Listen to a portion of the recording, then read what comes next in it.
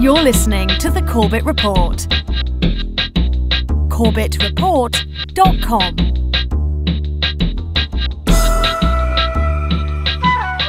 Good evening, friends. Good evening. Welcome back to the broadcast. Of course, you are tuned into Corbett Report Radio with your host, yours truly, James Corbett of CorbettReport.com, coming to you tonight, as every night, from the sunny climes of Western Japan. Thank you once again for tuning in this evening, and tonight we're going to change things up a little bit. We're going to do some headlines and open phones, which we often do on Thursday nights here on the program, but we're switching it to tonight because we have a couple of guests lined up for the next two nights. First off, tomorrow night, Thursday night, we're going to be talking to Myra Sutton of the EFF about the TPP, and if that's too many acronyms for you, EFF is the Electronic Frontier Foundation at EFF.org, and Myra Sutton is one of the people working there who has been working on the subject of the TPP, that's the Trans-Pacific Partnership Agreement, which is a type of NAFTA of the Asia-Pacific, I suppose, that's being quietly worked on behind the scenes without the knowledge or consent of most of the people in the countries involved, including the US of A and my home and native land of Canada and my adopted land of Japan and many of the other countries in the Pacific region. So it should be an interesting conversation as the TPP agreement looks like it is going to be yet another type of international treaty that's implemented completely in secret, that is working behind the scenes to quietly scuttle any pretense of internet stability and internet freedoms that may exist at this time.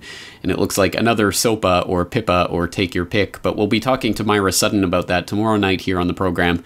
And then on Friday night, we're going to be talking to the director of IRMEP, that's the Institute for Research Middle Eastern Policy, Grant F. Smith, and we're going to be talking about a story that he's been working on for a couple of months now that has gone completely under the radar of the mainstream media, about a very interesting story regarding some declassified FBI documents showing that Israeli PM Netanyahu is implicated in a 1970s plot to use U.S. technology for Israel's nuclear program.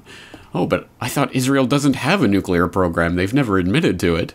So it should be an interesting conversation with Grant Smith on the program Friday night. So in the meantime, tonight we're going to be going over some of the latest headlines, things that are making news and things that should be making news. And so the phone lines will be open if you want to get in, 1-800-313-9443. That's 1-800-313-9443.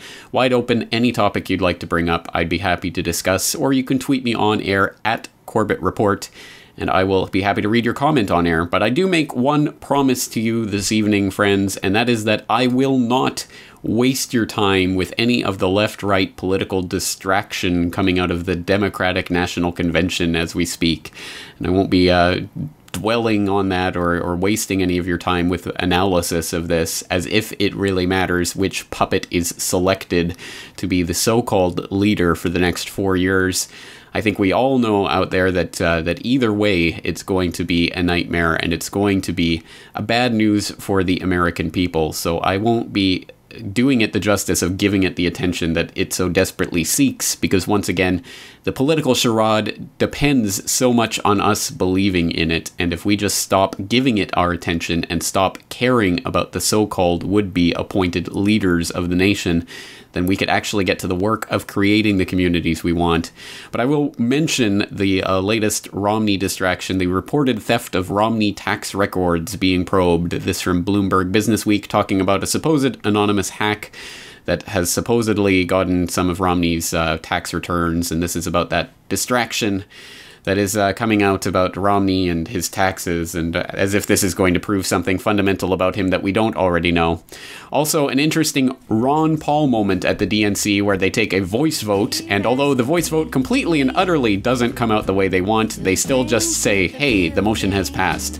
I'll put the link to that from Zero Hedge in. It's interesting, it's funny to watch at any rate, to see the pretense of democracy in the US of A.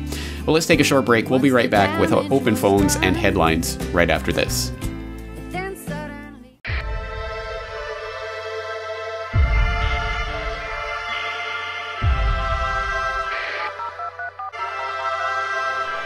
Welcome back, netizens, to this newest edition in Juice Media series of rap news journalism with me, Robert Foster. This evening we're actively delving in depth to facts which affect all of us who dwell on this internet. And we've got to give a special welcome to all the ladies and agents from the NSA, ASIO, MI5. Glad you're listening in, because today's show is all about surveillance and how it's spreading from the streets into our modems. As we speak, laws are being tacitly written in to implement ways of controlling the expanse of this internet to keep us safe, we're told. But from whom? And will this place ever be the same if these plans go through? To find out, we connect with our first guest to comment on the matter. We're live at the Panopticon with General Baxter. General? Son? Good to have you back again with us. Explain why the state is spying on us. My fellow Oceanians, as you know, we've always been at war with Eurasia. Or is it East Asia? Either way, it's war and we need division to wage it. But now the proles are connecting online, bypassing these illusory divisions of race, religion, and nationality. Sounds grand to me. It's a catastrophe. Centuries of hard work are being undone, profits are vanishing, and it's due to the internet. It's empowering humanity. We need to get this snafu under control rapidly. How? Behold the latest weapon in the war of terror. Our greatest invention since 9/11. Guaranteed to keep us free and safe forever. I give you the surveillance state, ladies and generals.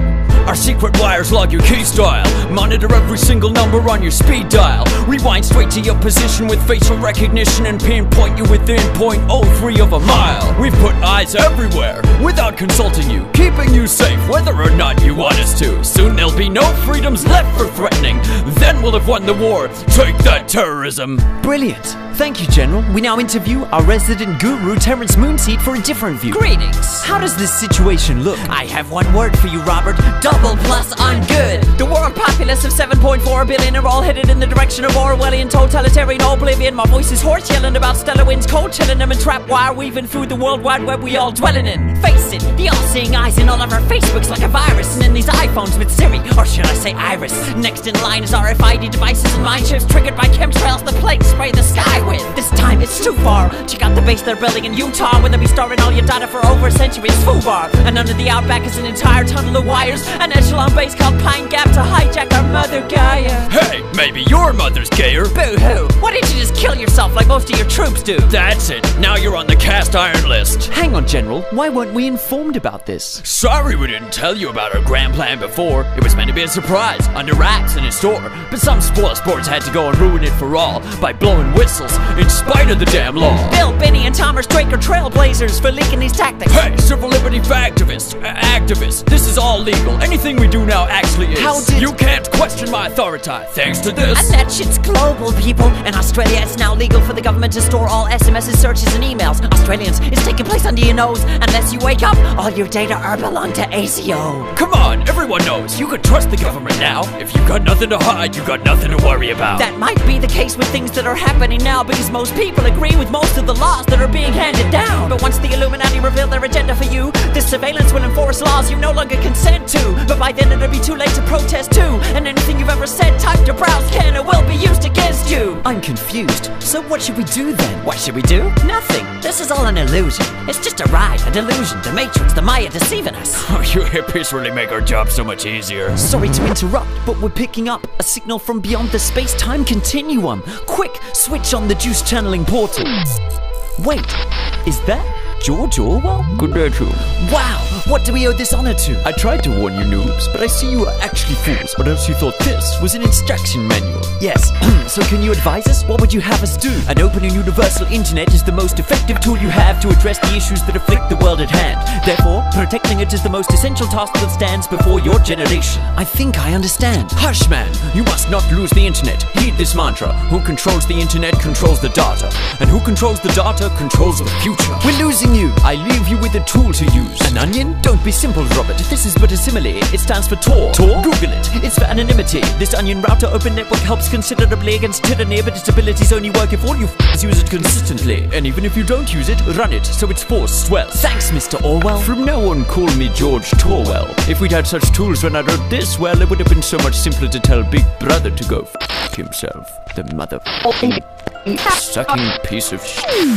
Thank Thanks, George Torwell, for manifesting direct from this memory hole of history to impress on us these messages. We're told we need safety, which is precious, yes, but can a society that can enforce all its laws ever progress? Hindsight shows that many figures guilty of thought crime turned out to be luminaries and heroes before their time. But if a surveillance state had reigned then in this form and design, just think of all the progress we may have all been denied. Could lobbies for women's or gay rights have appeared and thrived? Would revolutionary ideals have materialized? Would science have pioneered or even survived if every word had been monitored by thought police and spies? Big Brother brings chilling effects, freezing our collective hopes. He doesn't protect our safety but protects the status quo and threatens this internet, the one channel yet uncontrolled, whose openness we are now called upon to effect and uphold.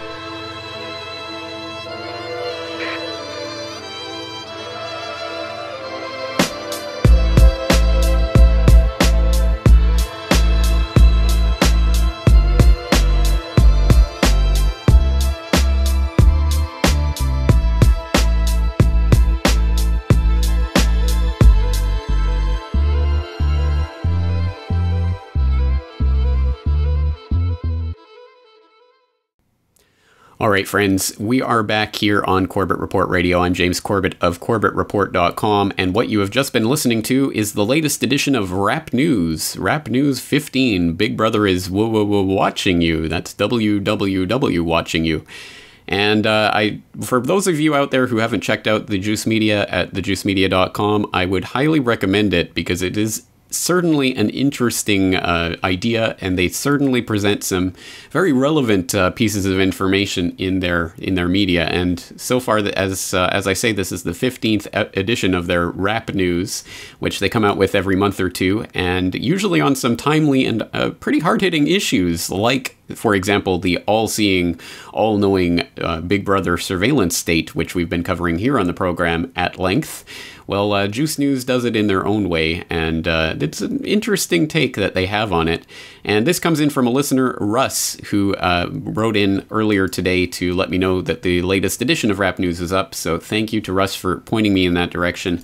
I'd like to, frankly, get your guys' take on Juice News and what they're doing, if you've tuned into them before, or what your take is on that most recent Rap News. Personally, I think that, as I say, they do some great work, and they bring some attention to some very important issues, but I have some misgivings about the way they try to position themselves, I think, as the sane, liberal voice in the middle between the crazy right-wing military-industrial people and the crazy conspiracy theorists like Terrence Moonseed, the recurring character who you heard there talking about how the government is watching you do everything you're doing, and they like to come in and look like they're the ones in the middle saying, oh, you crazy conspiracy theorists, you're just out to lunch, and you crazy right-wingers, you're out to lunch, we're the sane ones in the middle. So I have my misgivings to a certain extent about what they're doing, but at the same time they are bringing attention to some important issues, so I thought I'd highlight that new Rap News for you, and of course the link to that will be in the show notes for today's episode if you want to check it out for yourself on YouTube.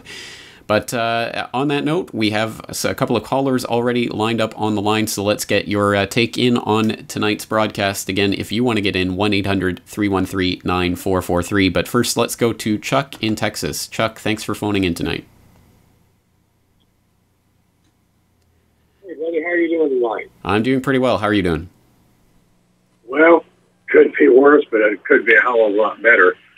I just want to get your input, get your perspective on Ron Paul and Sheriff Mack, the people that for the last, 2 years have been making all the noise about how there are great allies, the great constitutionalists.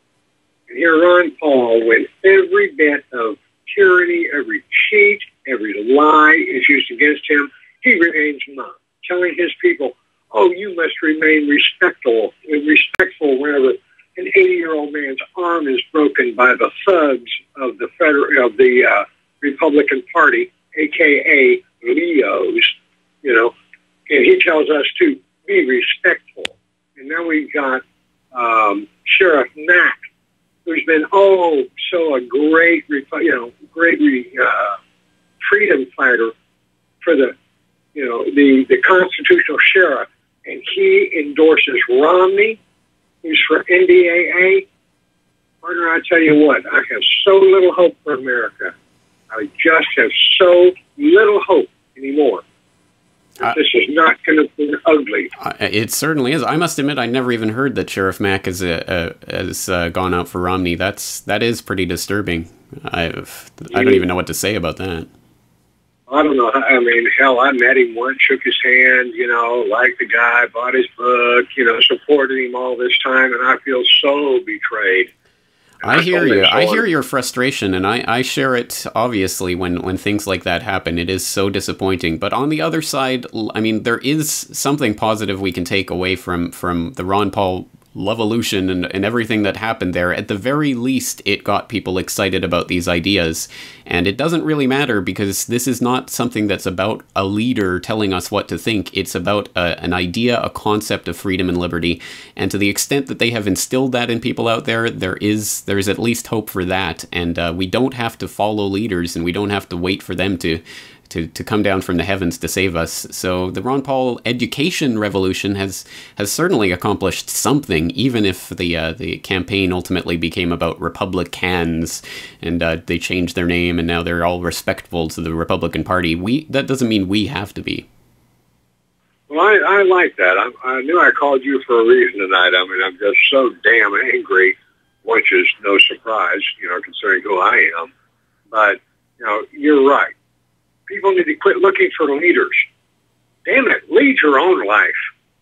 We don't need leaders. That's it. That's the game they want us to play, because they are the masters of that game, and they can always, in every time, they can either control the leaders, or they can decapitate the movement by getting rid of the leaders, or they can do whatever they want. But the thing that they cannot resist is when we stop looking for leaders and we take it into our own hands. So I think that's the message we have to take away from the Ron Paul revolution, and it can still continue on even without Ron Paul, and even without anything to do with those types of leaders. So Chuck, we're going to have to leave it there. We're up against the break, but thank you for your call. I appreciate it. And again, anyone else who wants to get in, 1-800-313-9443. Let's take a short break. We'll be right back.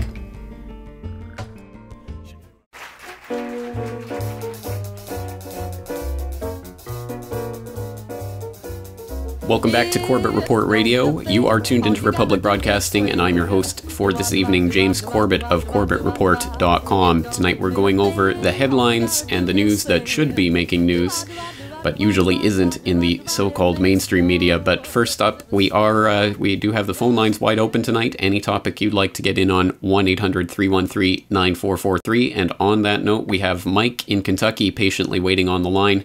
So let's bring him into the conversation. Mike, thanks for your call. Hey, I tell you, despite the evidence, what was that rap song again? Big Brother is whoa watching you. Watching me. I saw that today over on a certain other web page, and didn't get a chance to watch it, but I knew what it was about. But I have evidence of the stellar wind program being used domestically going way prior to the Patriot Act, and nobody, no reporter, even the ACLU and the Electronic Frontier Foundation never got back to me. I called the Electronic Frontier Foundation. I understand you have a guest on there tomorrow, kind of on an unrelated topic, but I called them on a Friday afternoon, and the woman that I talked to, I never got her name or anything, and she seemed like she was agitated over something. This was after their court case had been dismissed with the first time, I think, with Mark Klein, the retired AT&T worker who had the evidence of the secret splitter room 641A. And I told her, I said, I got evidence that this is much more widespread, and it predates the Patriot Act. It's obviously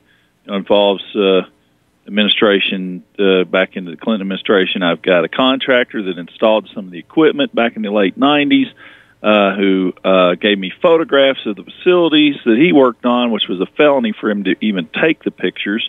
I've got, I even called a news producer while this phenomenon was going on live on my fax line, and multiple technicians have looked at it, and they never could. If they knew what was going on, they wouldn't fix it. And finally, after 10 years of hearing people's cell phone conversations or even cordless phone conversations interrupting the fax line for a small TV station that I run here in Kentucky, stumbled upon a retired Bell Labs scientist on Facebook, and after a couple of days of him cussing me out and telling me I didn't know what I was talking about, he finally asked for a couple of phone numbers.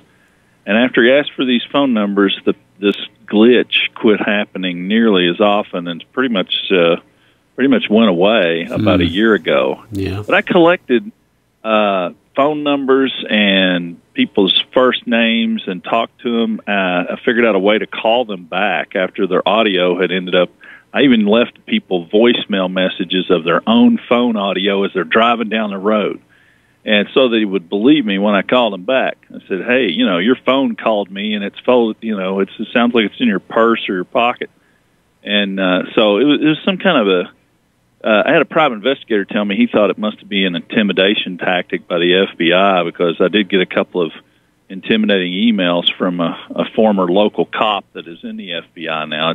It's pretty wild. But the funny thing is, you contact journalists with the evidence. You even call a news producer, and while the audio from somebody's phone is in the background, and say, you hear this guy walking around on a construction site, right? Yeah. And they just say, oh, well, we'll put this down as conspiracy theory. Now there's a TV show about it. Person of Interest details a lot of these. Well, exactly, right. And, of course, you get the ACLU or EFF are all interested in looking into this when there's a Republican in the White House. But when there's a Democrat, we can forget it ever happened, basically. And so no surprise there. They've revived their lawsuits, and they're continuing going on with it. Now we've got this whistleblower, Benny, the NSA guy who developed this software. Of course, the real gravy is not in government spying. Where the money's being made is the phone companies, internet service providers, spying on all of us, because they can grab demographics and granular data and metrics and figure out how to do marketing and manipulate masses of people, both economically and politically. They can create fads. Yeah, exactly right, and that's precisely part of the function of the intelligence agencies behind the scenes, and what they're doing with the data is exactly that type of metrics and things like that. For the money. Exactly. Well, for people out there who don't know, Stellar Wind was the code name for the NSA wiretap program, and that was all broken in 2005, and we've been just sort of seeing the little bits and pieces on that coming out since then. But I would be fascinated to hear or see any of the evidence you had. So if you want to get in touch with me, I can certainly get to your details off air, and we can talk about that. Do you Facebook? I do not. Want to I got associate into it with a couple of years ago because I realized that I could not really criticize it unless I got in there and figured out the nuts and bolts of it. I ended up discovering a whole bunch of shenanigans that's going on with Facebook, much the same way that YouTube hits can be suppressed. They can prevent people from liking things and suppress the likes. Or have fake likes, of course, as well. The fake likes you can buy. Like Obama's got supposedly 19 million Twitter followers. 70% of them may be fake. Yeah. So there's all kinds of shenanigans going on with the social media. Yeah, but no surprise there. Well, they can also make sure that you don't show up in the search results. I've got evidence of that. Yeah. The same games that they play with Google. Well, Mike, just hold on the line. We're going to break, but I'll get your details off air, and we'll see if you have anything you want to send along to me. I'll give you some details so you can send that along. But for the rest of you, please hang on. We're going to come back after this break and continue breaking down some of the headlines and news that's going on around the world. So stay tuned right there. We'll be right back.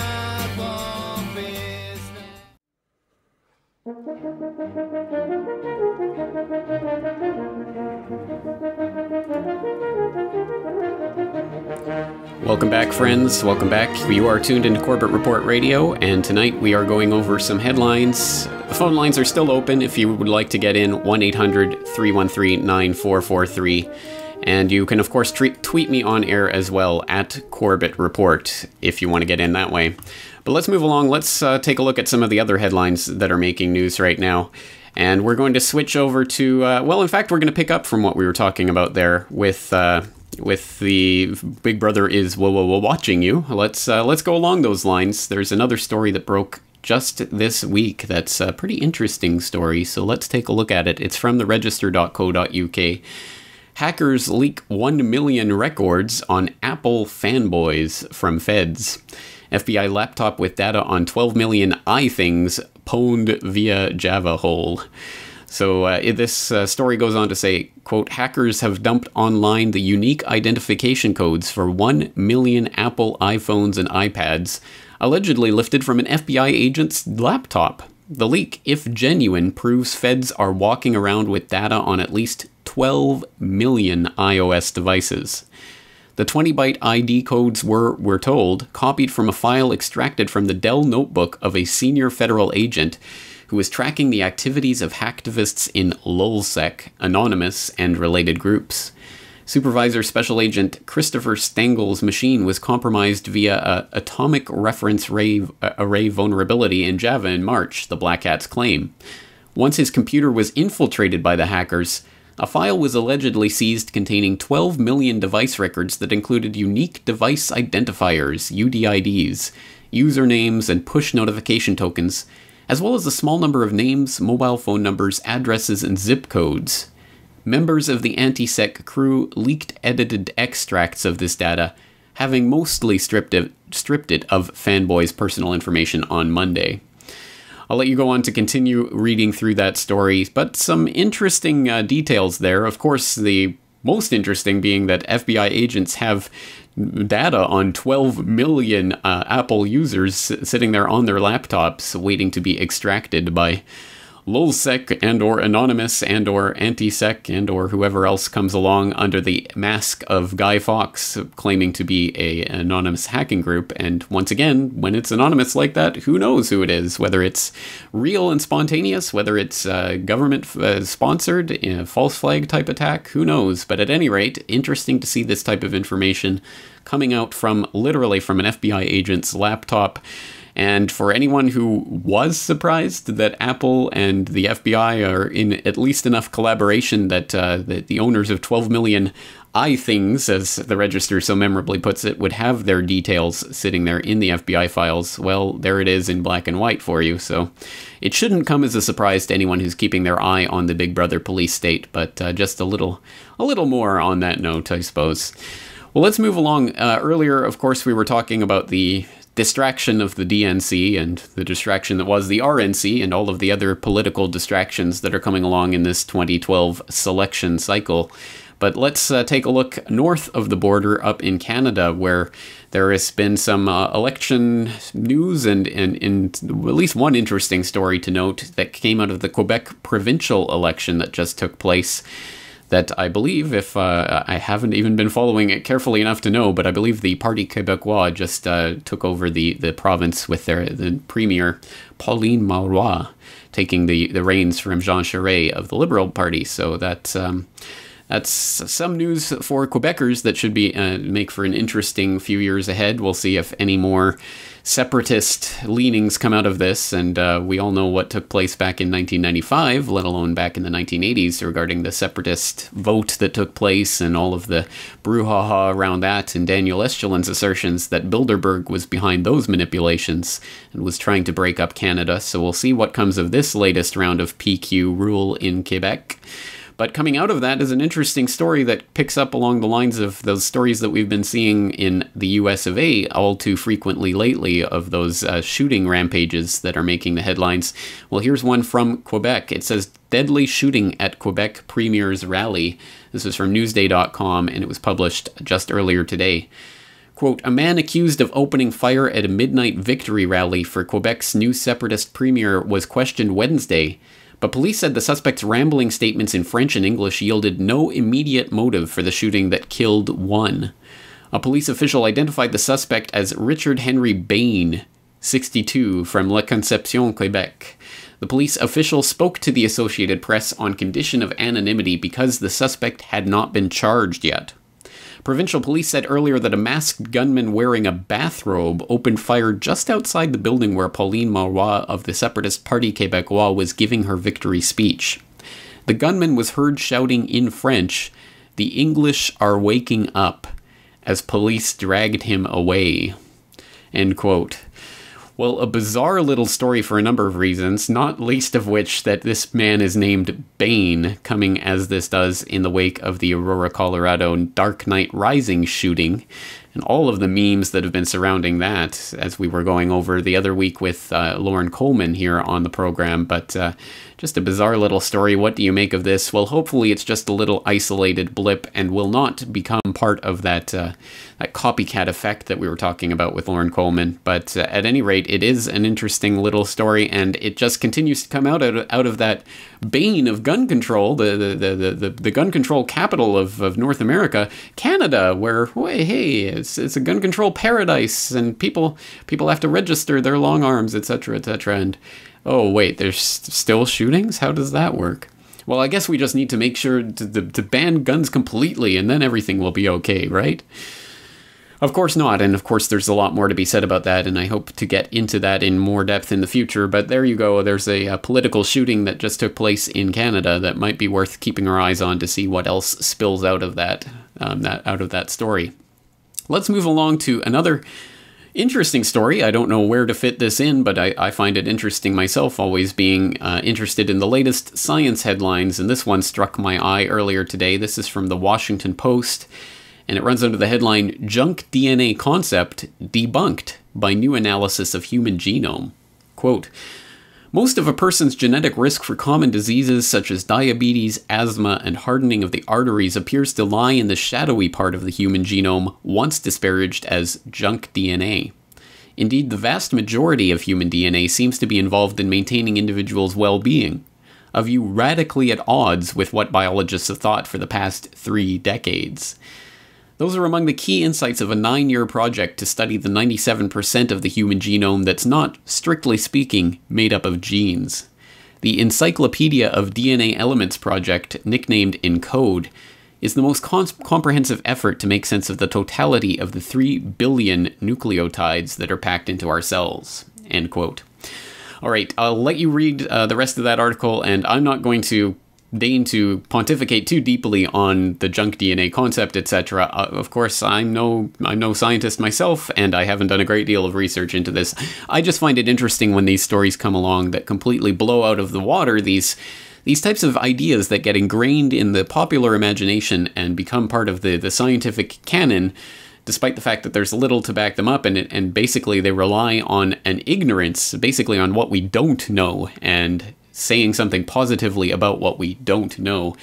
And decades later, we find out something that puts that missing piece of the puzzle into the place, and we suddenly go, hey, oh, that concept we told you about, yeah, that's no longer valid.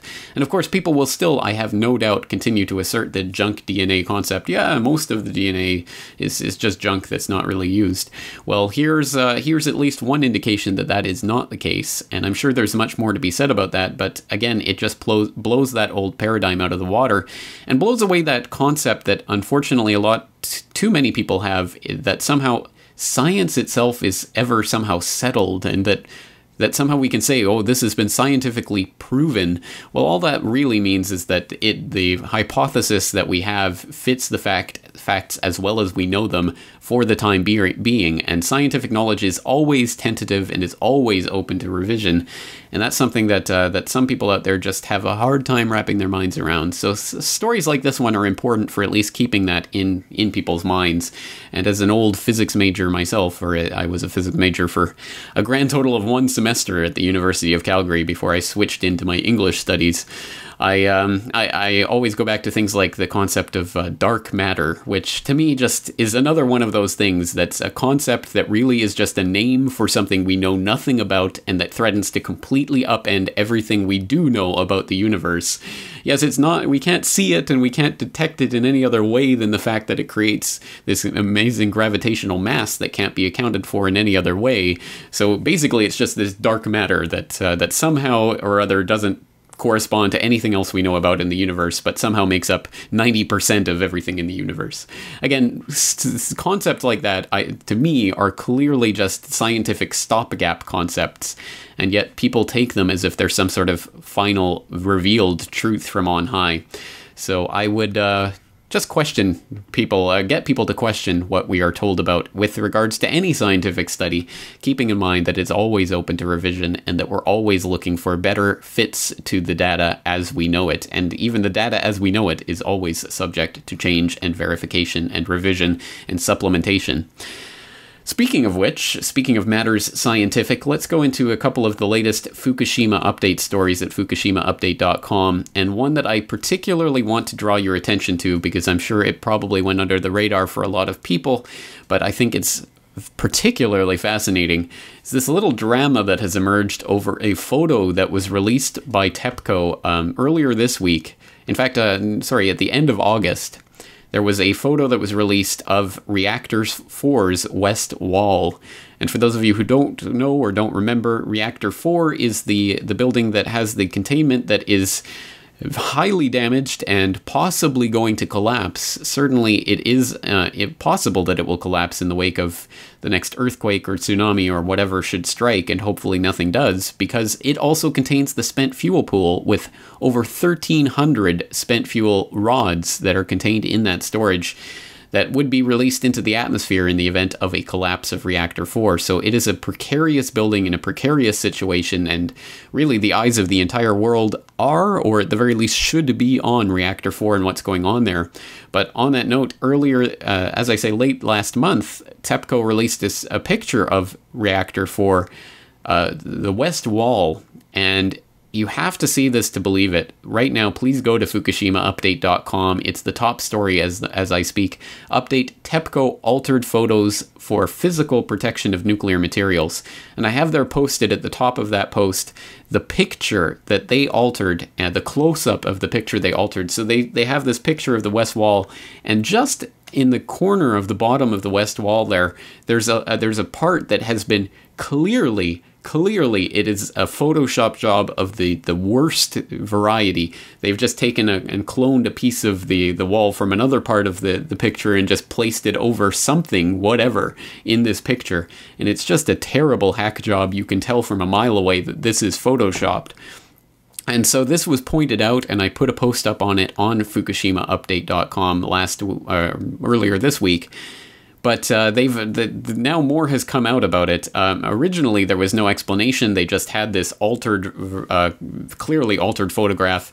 Eventually, they replaced it with a new photograph of the west wall that just cropped out that section of the wall. They just cropped it out completely so they don't have to bother covering it up with a crude Photoshop job of any sort.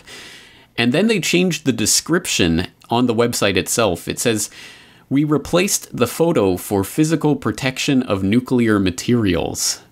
Whatever that means, that must be a bad Japanese translation of whatever they did, one would hope.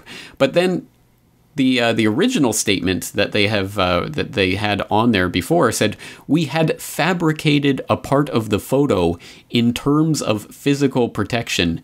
We replaced the photo of which the fabrication may be taken inappropriate." So clearly some bad Japanese English going on there, but in black and white, they admit it. Yeah, we fabricated this photograph of Reactor 4. And I don't know why people aren't as concerned about this as I am. I can't believe that this isn't making more headlines. So I hope people will go to FukushimaUpdate.com and get this story, hopefully get it out to other people. Just an incredible example in your face of the types of cover-up that go on there at Fukushima. And on that note, for people who don't really know FukushimaUpdate.com or don't use it enough, I would like to suggest that people take advantage of it. And once again, I'd like to draw your attention to the tags in the sidebar of FukushimaUpdate.com. And all of the stories are have the tags and identifiers, so that, for example, if you're interested in the cover-ups, specifically cover-ups at Fukushima, there is a tag called cover-up there in the sidebar. If you click on cover-up, it will show you all of the stories that have that tag with them, starting with this latest update about the TEPCO altered photograph, but lots and lots of other stories that are tagged with that cover-up tag. And so you can, at a glance, see all of the stories that have something to do with cover-up. Or you can glance through Reactor 4 or Cesium-137 or whatever particular topic you're interested in. All of the stories will be listed there. So that's just a pro tip for those of you who have not been taking advantage of FukushimaUpdate.com. But on that note, there are some other stories that I posted up there today that I think are worth taking a look at, especially this one from the National Energy Policy Minister. who has just come out to say that Japan is going to set their energy policy for the coming decades by the end of this week, but they have adopted no stance on nuclear power. So for those of you who haven't been following this, basically Japan has been looking at revising their long-term energy policy and strategies for the next few decades, which were originally set to have a certain amount of nuclear power generating the electricity for Japan in the coming decades. And the original target was, I believe, something on the order of 30 or 35% of nuclear power was supposed to be generated by, of electricity was supposed to be generated by nuclear power by 2030. But the government has been considering various options in the wake of Fukushima to either bring that estimate down to 15% of power by 2030, or even down to 0. So the various policy options on the table have been either to generate the same amount of nuclear power or less amount of nuclear power, or even to completely eliminate nuclear power from the options altogether. So apparently they are going to come out and actually set the energy policy by the end of the week, but they have not adopted a stance on whether or not nuclear power should be scrapped altogether. So I don't even know what that means, really. How can they set the national energy policy without making a decision of whether or not they want to eliminate nuclear power? I guess we're going to have to wait and see what they come out with, and it looks like they're just going to try to kick the can a little bit further down the road. But an interesting story, and definitely a very much a part of what's going on here with the cover-ups and all of this. Of course, always revolving around that central question of the nuclear industry itself, how it exists, why it exists, and whether or not it can be eliminated from Japan altogether. And if it can, that might be a beacon for the rest of the world to follow suit. So let's keep our eyes on that at FukushimaUpdate.com. But right now we're going to take another break, and we'll be right back after these messages to wrap up this edition of Corbett Report Radio. Turn it up! I want my bailout money. Keep the bills coming. Sweet green cash just dripping like honey. I'm a new kind of thug with the Washington buzz. Cause dealing debt pays better than dealing drugs. What do you think will happen when they double the money supply? A falling dollar makes it harder for you to survive. Okay, friends, welcome back to the final moments of tonight's edition of Corbett Report Radio. Once again, I'm your host, James Corbett of CorbettReport.com, coming to you, as always, from the sunny climes of Western Japan. And tonight on the program, we've been going over some of the headlines and things that are making news around the world. So thank you to Chuck and to Mike for your calls.